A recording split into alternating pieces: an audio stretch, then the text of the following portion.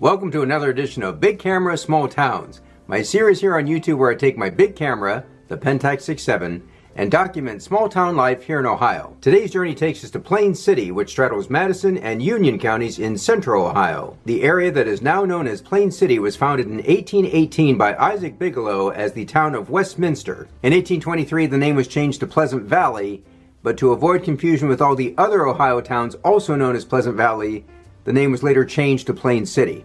I'm happy to report that Plain City was on the right side of history as it was an important station on the Underground Railroad. An Amish settlement was founded in 1896, but it disbanded in 2011.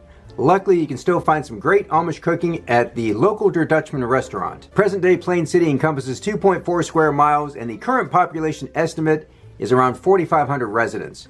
All the images you're about to see were taken on ILFORD HP5 Plus film, then developed with my FPP D96 Developer, and scanned with my Epson V550 using Epson Scan 2 software. Stick around after the images and I'll share a little more history about my all-time favorite place to photograph in Plain City.